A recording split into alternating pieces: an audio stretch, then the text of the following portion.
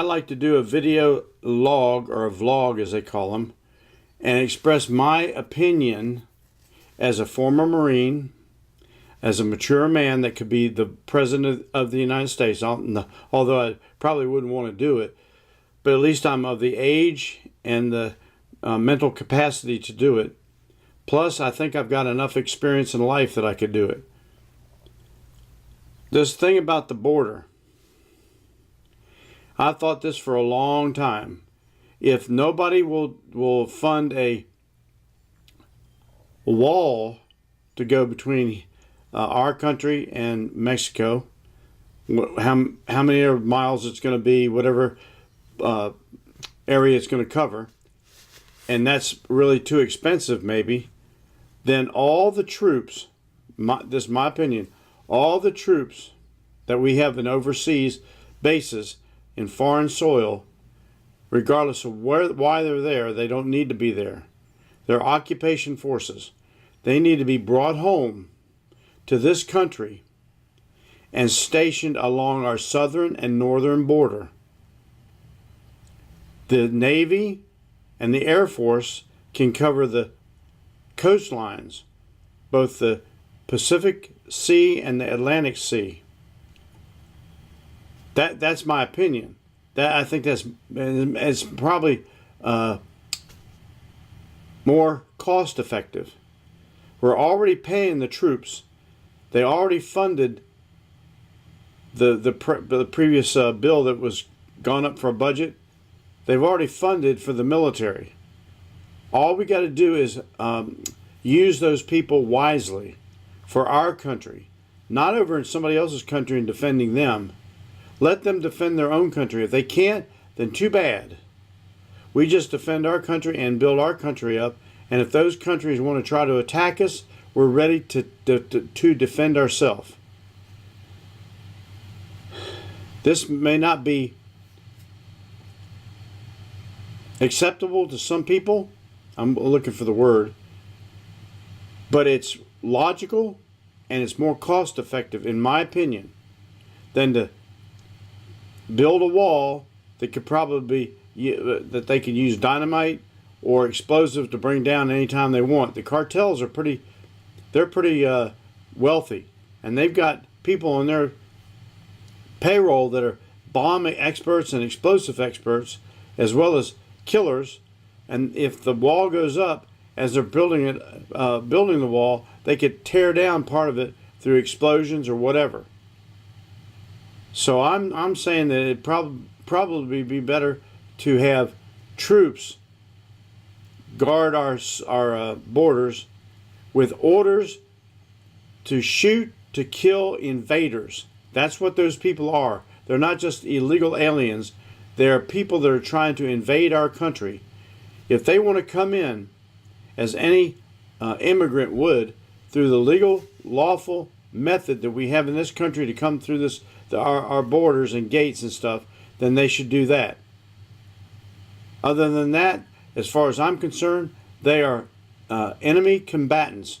They are invaders, and they need to be dealt with just like we deal with any invader from any country that tries to invade our country.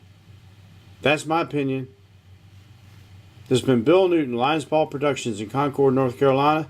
You have a good day, and I hope this thing about defending a wall or building a wall goes through good and without any hindrance. Since I made the recording earlier that's being posted, I thought about some things. Some additional security measures that could be put up instead of a wall. Very cheap compared to the wall. Build a landmine area about a half a mile deep. Put randomly placed landmines with warnings up in Spanish, Arabic, because there's people coming across this border that are Muslims that don't speak English. They speak some sort of form of Middle Eastern language. And make sure that they understand that these landmines don't ask questions. They don't care who you are. They don't care if you're old, young, crippled, blind, crazy, or anything. If you're invading the country, just like in Vietnam, I was in Vietnam, just like some people I've known in Korea, they put up landmines between their fencing of their outpost or their fort or their whatever it is they get set up for their where they resided or where they set up for defense. And I don't know how many yards, maybe 100 yards, maybe 500 yards, whatever it is, away from their fence to take care of any invaders, anybody that would try to get into the base or the fort or their barracks or whatever. And again, the landmine doesn't care who you are. It doesn't even care if you're an American.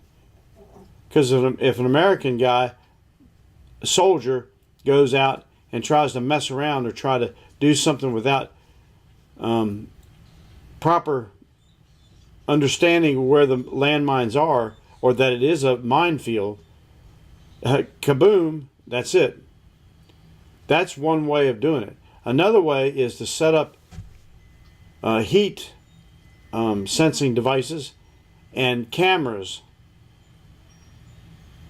This is all inexpensive compared to a wall, and even compared to billeting and housing troops for a long period of time. Anyway, so that's what I thought of since I did the earlier video. You take this into consideration.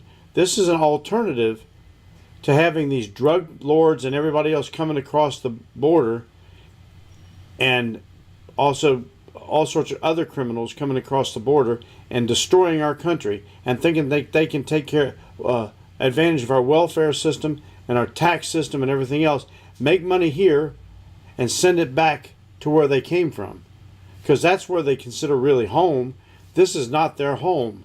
This country is not their home. I'm in this portion here with this. When I was working at a company, I can't remember precisely which company it was. I think it was John Moore and Sons or something like that. It was a heating and air conditioning company or a construction company.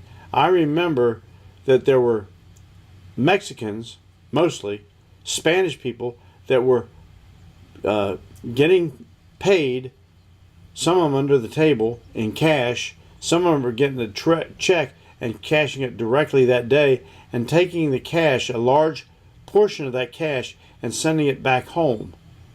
They had no family here per se. They were supporting their family from here. They should go back to their country, make their country great, make their economy great, and then have a place where they can work, that they grew up, they know the customs, they know the culture, they know the language, they have the dress, everything else. That's what they should do. Period. Also, this landmine thing, that's an excellent idea. That should be deployed all across, and never ever reveal where those landmines are, except for the American side knows where they're planted. So if they have to go out and do anything, they don't step on it and blow themselves to pieces. But nobody, and it's got to be a top secret operation that only a very bare few people knows exactly where the landmines are planted. Also, they can put what they call claymore mines in. We used to do that in Vietnam, and what the Vietnamese would do, because they found out which direction the claymore was set to go off in, they come and they turn it around, because the claymore is not set off except for by a plunger or something, some sort of activation device. So they turn it around, and when it went off, it would blow us up or hit us or offend us. Anyway, that's what I thought of since I made the earlier video. I keep wanting to say tape. I'm going back to a time when it was tapes I made, cassette tapes or VHR or whatever, or beta. Anyway, that's it. You have to think about this stuff, because it's our country. We have to protect it from all invaders. Period.